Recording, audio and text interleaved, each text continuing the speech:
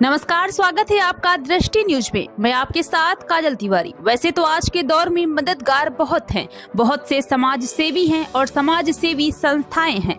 ऐसे में सबसे बड़ी सेवा है दिव्यांगों की सेवा, जिन्हें जल्दी से कोई समझता नहीं। ऐसे में खिदमत वेलफेयर सोसाइटी के संस्थापक तनवीर अहमद ने इन विकलांगों को न सिर्फ समझा बल्कि यूं कहें कि जाना और महसूस किया।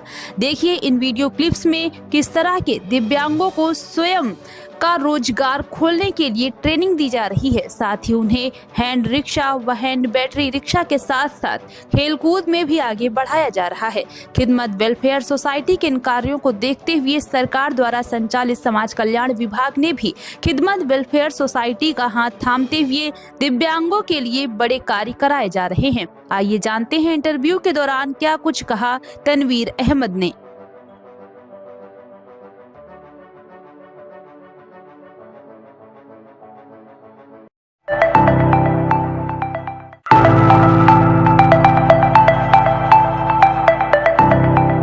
नमस्कार, स्वागत है आपका दृष्टि न्यूज उत्तराखंड में। मैं आपके साथ संदीप गोयल। दोस्तों, जैसे कि आपको पता है कि हम समय समय पे आपकी मुलाकात कराते रहते हैं, तो आज भी हम आपकी मुलाकात कराने जा रहे हैं ऐसे शख्स से जो कि विकलांगों के लिए काम करता है। नाम है तनवीर अहमद।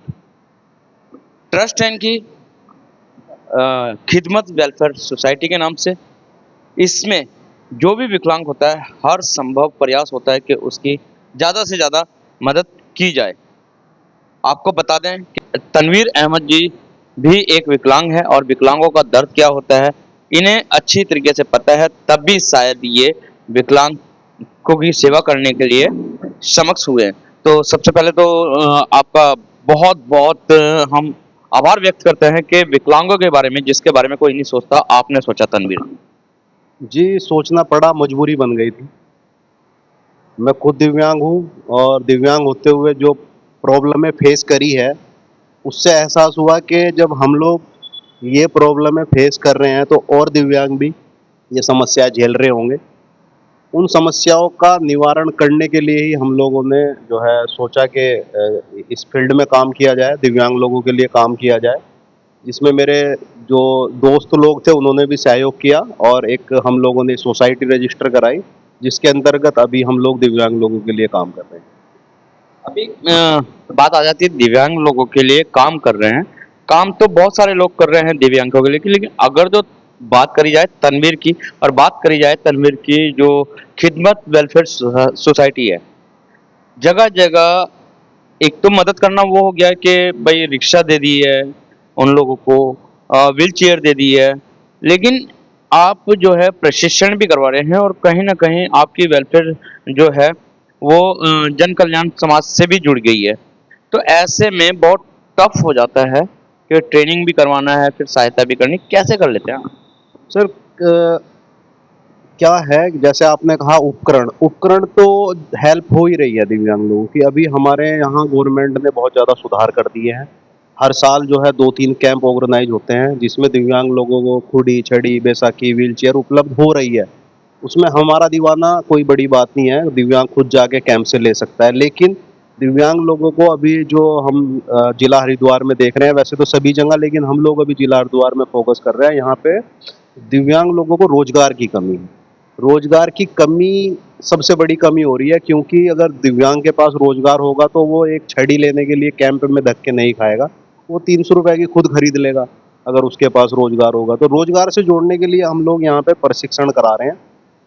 प्रशिक्षण में हम लोग उनको कुछ छोटे छोटे प्रोडक्ट बनाना सिखा रहे हैं। प्रोडक्ट बना के वो उनको बेच के अपना जीवन व्यापन कर सकते हैं, अपना परिवार पाल सकते हैं और अपनी ज़रूरतें पूरी कर सकते हैं। अभी हम लोग जो है पिछले साल 300 लोगों को ट्रेन किया था। सभी लोग तो सक्सेस नहीं हो गए, क्योंकि कुछ लोगों का जो है मन बदल जाता है ट्रेनिंग करने के बाद, लेकिन उनमें से ज़्यादातर लोग हम लोगों ने देखा है कि सक्सेस हुए हैं और अपने काम पे लग गए हैं। जैसे हम लोगों ने एक नहाने का साबुन बनाने का जो है ट्रेनिंग दिलवाया था। नहाने के साबुन बनाना है, उसको बना के पैक करके और उसको दुकानों पे सेल करना है। तो उसमें हमारे काफ़ी सारे दिव्यांग साथी हैं जो कर रहे हैं इस काम को, और वो बहुत सारी समस्याएं आती हैं तनवीर जी। आपने अभी कहा है कि ट्रेनिंग दे देते हैं, लेकिन जब ट्रेनिंग करने के बाद व्यक्ति जाता है तो कहीं ना कहीं वो इस वजह से भी माइंड अपना चेंज कर लेता है कि पैसे नहीं होते उसके पास।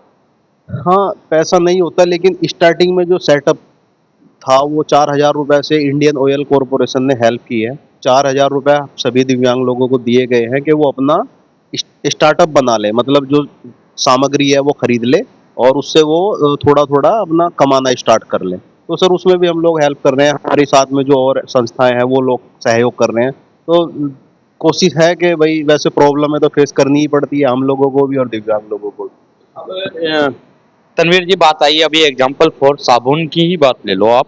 क्या आपने कहा है कि साबुन बनाइए और फिर बेचिए।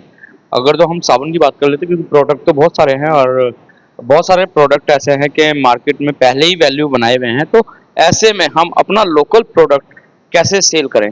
क्या उसके लिए भी सोसाइटी की तरफ से कोई भूमिका है या सरकार की तरफ से कोई भूमिका है? क्योंकि बनाना तो बहुत आसान है, पर उसे आगे सेल करना, बेचना बहुत मुश्किल हो जाता है। ये बात सही है आपकी, प्रॉब्लम है फेस करनी पड़ी है हम लोग की अभी। उन्होंने मार्केटिंग के लिए भी ट्रेनिंग दी है दिव्यांग लोगों को, उसमें बहुत ज़्यादा सक्सेस तो नहीं मिली, लेकिन जिन लोगों ने कोशिश की है उन लोगों को सक्सेस मिल रही है। वो अपने गांव में जो छोटी छोटी किराने की दुकान है उन पे बात कर रहे हैं और वहाँ पे वो अपना साबुन रख रहे हैं, वो सेल भी हो रहा है। साबुन से अलग हम लोगों ने अगरबत्ती, मोमबत्ती, धूप बत्ती भी बनाना सिखाया है और पेपर प्रिंटिंग भी हम लोगों ने दिव्यांग लोगों को सिखाई है। पेपर प्रिंटिंग करके भी वो अच्छी अर्निंग कर रहे हैं। एक दिव्यांग साथी है जो पेपर प्रिंटिंग करता है, उसने ट्रेनिंग दिव्यांग लोगों को दी है हमारे यहाँ। उसके मेरे पास वीडियोस भी हैं, वो मैं आपको दे सकता हूँ। और इसमें जो है हम लोग कोशिश है कि आगे कुछ और प्रोडक्ट भी इसमें जोड़ेंगे जो दिव्यांग लोग आसानी से बैठ के बना सके और उनको बेच के अपना अर्निंग स्टार्ट कर सकें, अपना काम शुरू कर सकें। बहुत सारे दिव्यांग ऐसे भी हैं जो हिम्मत हार चुके हैं, क्योंकि वो सोचते हैं कि हम कुछ नहीं कर पाएंगे, हम इस दुनिया में एक तरह से बोझ हैं। नहीं सर, ऐसा नहीं है। बहुत कम दिव्यांग ऐसे हैं जो हिम्मत हार चुके हैं। दिव्यांग लोगों में नॉर्मल लोगों के मुकाबले डबल हिम्मत होती है, कहीं भी पहुंच जाते हैं। अभी एक प्रोग्राम था, मुख्यमंत्री धामी साहब के जो है आवास के बाहर तक पहुंच गए, जहां आज तक कोई नहीं पहुंचा धरना देने के लिए। नॉर्मल लोग नहीं वहां आज तक पहुंच पाए, तो पहुंच गए दिव्यांग। दिव्यांग लोगों में बहुत हिम्मत होती है सर। मैं खुद दिव्यांग हूँ, कुछ भी करा लो, गाड़ी चला लो, ट्रैक्टर चलवा लो, कुछ भी A to Z सारे काम कर लेंगे, कहीं भी चले जाएंगे। एनजीओ चला रहे हैं सर, लोगों के काम कर रहे हैं, नॉर्मल लोगों से ज़्यादा भागते हैं। बहुत सारे ऐसे हैं कि बिल्कुल भी पैर नहीं है उनके, तो वो सोचते हैं कि हम ऐसा क्या काम करें तो उन लोगों के लिए, क्योंकि ऑब्वियसली पैर नहीं है तो बैठे बैठे का काम, तो बैठने का ऐसा क्या काम है? क्योंकि आपने कहा है कि अभी साबुन बनाना, अगरबत्ती बनाना, मोमबत्ती बनाना, तो ये एक तरह से फील्ड का ही काम हो गया, क्योंकि पहले बनाना और फिर उसको मार्केट में बेचना। तो ऐसा क्या काम है विकलांगों के लिए कि जो बैठे बैठे कर सकें? सर वैसे तो देखो, हम लोग टाइपिंग की एक ऐसे जो बिल्कुल नहीं चल पाते, कंप्यूटर टाइपिंग की जो है हम लोग प्रैक्टिस करा रहे हैं। हिंदी इंग्लिश टाइपिंग की प्रैक्टिस करा के उनको सेटअप बना के दिया है हम लोगों ने। 2 दिव्यांग लोगों को लक्सर तहसील में और एक को रुड़की में भी दिया हुआ है। एक छोटा सस्ता सा कंप्यूटर लेके, और उसको टाइपिस्ट हम लोगों ने तैयार किया है, वो कर रहा है और उसको देख के और लोग भी प्रेरणा ले रहे हैं और ट्रेनिंग कर रहे हैं, प्रैक्टिस कर रहे हैं टाइपिंग की। तो उससे भी अर्निंग हो सकती है। काम तो बहुत है। जो दिव्यांग अगर हमारे पास कोई आता है कि मुझे कुछ काम करना है, उस स्किल को देख के, उसकी नॉलेज को देख के, उसके एजुकेशन को देख के हम लोग कोशिश करते हैं कि उसको किसी ना किसी काम से जोड़ा जाए। अब बात कर लेते हैं तनवीर अहमद। जैसे कि सभी को पता है कि आप भी हैंडीकैप हैं, क्या बचपन से ये जुनून था कि कुछ करके दिखाना है, या पेरेंट्स के जो एक बोलते हैं ना कि माँ बापों का बहुत बड़ा हाथ होता है हौसला देने के लिए, या फिर दोस्तों के खेलने जाते हैं कि ताने तस्बे, उनसे आपको प्रेरणा मिली? कैसे तनवीर यहाँ तक पहुँचा?